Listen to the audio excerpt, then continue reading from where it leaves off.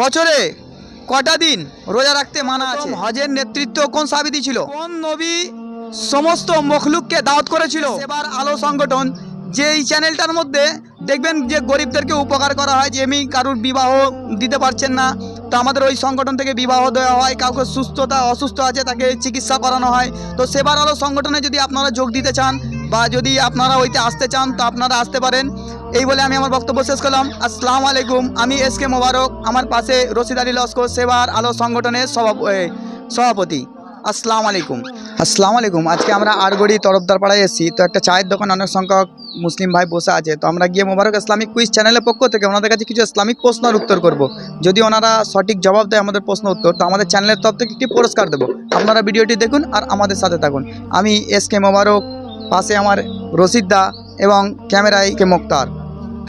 আসসালামু আলাইকুম। ওয়ালাইকুম আসসালাম ওয়া রাহমাতুল্লাহ। ভাই, আমরা মোবারক ইসলামিক কুইজ চ্যানেলের পক্ষ থেকে আপনাদের কাছে কিছু ইসলামিক প্রশ্ন উত্তর নিয়ে এসেছি। যদি আপনারা সঠিক জবাব দেন তো আমাদের চ্যানেলের তরফ থেকে একটি পুরস্কার দেওয়া হবে। আপনারা জবাব দেবেন?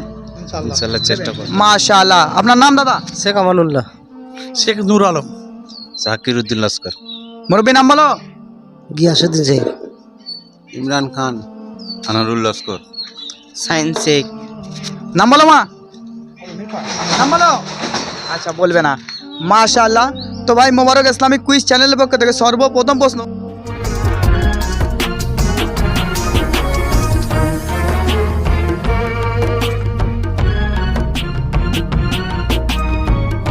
কোরআন পাকে মোট কটি নবীর নাম এসছে বলতে পারবেন? কোরআন মজিদের মধ্যে মোট কটি নবীর নাম এসছে?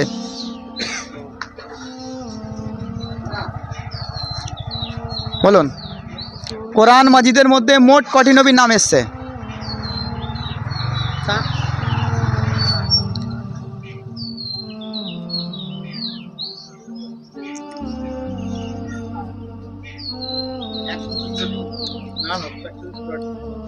মোট 25টি নবীর নাম এসছে, তাই না?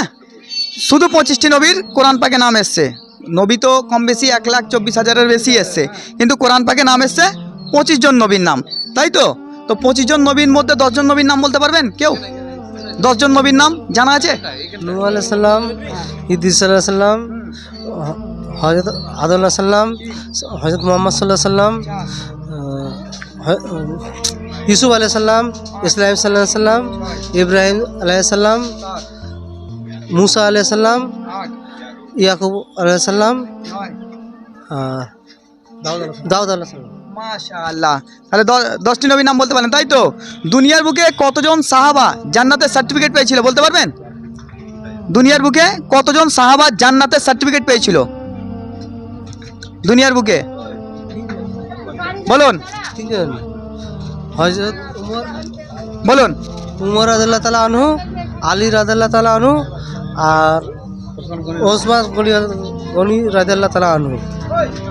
মাশাআল্লাহ। এনারা জান্নাত প্রাপ্ত সব সাহাবী, কিন্তু মোট কতজন পেয়েছিল বলতে পারবেন আপনারা কেউ? মোট 10 জন সাহাবা। 10 জন সাহাবা দুনিয়ার বুকে আল্লাহ রাসূল সাল্লাল্লাহু আলাইহি ওয়াসাল্লাম জান্নাতের সার্টিফিকেট দিয়ে গেছিল, তাই না? পৃথিবীর মধ্যে 6 জন শ্রেষ্ঠ নারী আছে যারা জান্নাতের বাসারাত পেয়েছিল। নারীদের মধ্যে 6 জনের নাম বলতে পারবেন জান্নাতের বাসারাত পেয়েছিল? মা ফাতেমা রাদিয়াল্লাহু আনহু, হ্যাঁ, ওসমান, এই কেটুরের বিবি আর হচ্ছে নাম ওসমে কুলসুম নাকি নাম, উম্মে কুলসুম। নাম ছজনের নাম মনে নেই। সবার নাম মনে নেই। সবথেকে ত্যাগী মহিলা ছিল মা খাদিজা রাদিয়াল্লাহু তাআলা, তাই তো? সবথেকে ত্যাগী মহিলা ছিল। সবথেকে স্বামী ভক্ত মহিলা কে ছিল? বিবি রহিমা, তাই তো? সবথেকে ইমানি শক্তি কার ছিল বেশি? আসিয়ারা, তাই তো? ফিরআউনের স্ত্রী আসিয়া। চতুর্থ সবচেয়ে পবিত্র স্ত্রী ছিল কে? মারিয়াম, তাই না? আচ্ছা, সবচেয়ে জ্ঞানী স্ত্রী কে ছিল? মা আয়েশা। সবচেয়ে পর্দাশীল নারী কে ছিল? মা ফাতেমা। 6 জন নারীর নাম মনে থাকবে তো ইনশাআল্লাহ? মাশাআল্লাহ। বছরে কটা দিন রোজা রাখতে মানা আছে বলতে পারবেন? ঈদের দিন 5 দিন। 5 দিন। মাশাআল্লাহ, সঠিক জবাব। 5 দিন। কোন কোন দিন বলতে পারবেন? আপনার ঈদের দিন, হ্যাঁ মহরমের কি একটা হ্যাঁ, ঠিক বলছেন। 2 ঈদের দিন আর মুহররমের 11, 12, 13 13 রোজা রাখতে নেই, তাই তো? এই 5টা দিনে রোজা রাখা হারাম। মানা, তাই তো? মাশাআল্লাহ। কোরআন সর্বপ্রথম কোথায় অবতীর্ণ হয়েছিল? কোরআন কোরআন সর্বপ্রথম হ্যাঁ নবীর কাছে এসেছিল, মোহাম্মদ সাল্লাল্লাহু আলাইহি সাল্লামের কাছে। কোরআন তো ওনারই। হ্যাঁ বলুন। তুর পাহাড়ে, হ্যাঁ তুর পাহাড়ে। আর কে বলবে? কোরআন সর্বপ্রথম হেরা পর্বত গুহায় আসে, ঠিক? মাশাআল্লাহ। ইনশাআল্লাহ কখন বলতে হয়? ইনশাআল্লাহ কখন বলতে হয়? যখন মানে কোনো কাজ শেষ হয় তার ইনশাল্লাহ বলতে কোনো হয়। কাজ অদা করা হয় তখন, হ্যাঁ? কোনো কাজ অদা করা হয় তখন বলা হয় ইনশাআল্লাহ। মাশাআল্লাহ। আচ্ছা, কাউকে বিদায় দেওয়ার সময় কি বলতে হয়? ওকে বিদায় করার সময় হ্যাঁ ধরুন আপনার বাড়িতে কোনো মেহমান এসেছে, এবার চলে যাচ্ছে মেহমানটা, কি বলবেন? খোদা হাফেজ, খোদা হাফেজ বলা হয়। ফিয়ামানিল্লাহ, তাই তো? মাশাআল্লাহ। হাঁচি হওয়ার পর কি বলতে হয়? বলো। শুকরান আলহামদুলিল্লাহ। আচ্ছা, উপরে উঠবার সময় কি বলতে হয়? ধরুন সিঁড়িতে আপনি উপরে উঠছেন, বলুন আল্লাহু আকবার। মাশাআল্লাহ, সঠিক জবাব। আচ্ছা, কোন সাহাবী সর্বপ্রথম মুদ্রা প্রচলন করে? মানে এই যে মুদ্রা হয়েছে, মুদ্রা পয়সা, কোন সাহাবী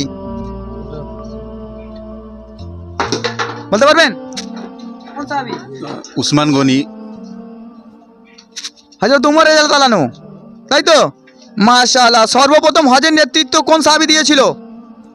সর্বপ্রথম হজের নেতৃত্ব কোন সাহাবী দিয়েছিল? বলুন। আর জানা আছে? সব থেকে প্রথম বড় সাহাবার নাম কি? উত্তর সভা হযরত ওসমান গনি নানু। আবু বকর সিদ্দিকী। হ্যাঁ মাশাআল্লাহ। আর সর্বপ্রথম হজের নেতৃত্ব উনি দিয়েছিলেন, তাই তো? কোন নবীর হাতে লোহা নরম হয়ে যেত? বলো। দাউদ আলাইহিস সালাম। মাশাআল্লাহ। কোন নবীকে মাছের পেটে রাখা হয়েছিল?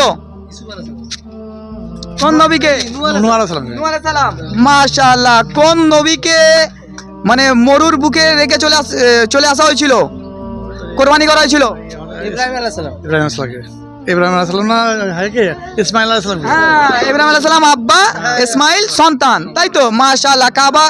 কাবা শরীফ কে নির্মাণ করেছিল? কারাতে নির্মাণ কাবা শরীফ? বলো। হযরত ইব্রাহিম আলাইহিস সালাম। ইব্রাহিম আলাইহিস সালাম। মাশাআল্লাহ। হ্যাঁ, কোন নবী সমস্ত মখলুককে দাওয়াত করেছিল? কোন নবী? হ্যাঁ। কি নাম বলেছি আমাদের সুলাইমান আলাইহিস সালাম। হ্যাঁ মাশাআল্লাহ। সুলাইমান আলাইহিস সালাম, তাই তো? খাওয়াতে পেরেছিল কাউকে? না, মাছি খেয়েছে। খালি 3 মাসকেই শেষ করে দিয়েছিল, এক মাসই খেয়েছে না। মাশাআল্লাহ। আর আজকে আমরা মনে করি যে আমরা না খাটলে খেতে পাবো না, তাই তো? আল্লাহ পাক এত বড় বড় জিনিসকে খাওয়ায় যে 40 দিন রান্না করেছে, করে একবার হাঁ করেছে, সব শেষ হয়ে গেছে। দ্বিতীয়বার খাবার চাইছে, বলছেন নেই। বলছে আমার আল্লাহ রোজ খাওয়ায় পেট ভরে, আর তুমি একবারও খাওয়াতে পারলে না, তাই তো? মাশাআল্লাহ। কিয়ামতের দিনে সব থেকে বেশি জাহান্নামে কারা থাকবে? নারীরা, মহিলা। মহিলারা থাকবে। কেন থাকবে মহিলারা এত বেশি জাহান্নামে? মহিলারা পর্দাশীল থাকবে না, ওই কারণেই। হ্যাঁ, আর কিছু বলতে পারবেন মহিলাদের ব্যাপারে? কেন থাকবে এরা জাহান্নামে এত? এরা তো অনেক কাজ করে না? পুরো আপনার সংসারটাকে দেখছে, আপনার বাচ্চাকে লালন পালন করছে, চকলগুড়ি বেশি কথাবার্তা বলে। চুরি করে না? আর কেউ বলবে কিছু? বলো। স্বামীকে অবমাননা করা। মাশাআল্লাহ, এইটা হলো বাস্তব জিনিস, তাই তো?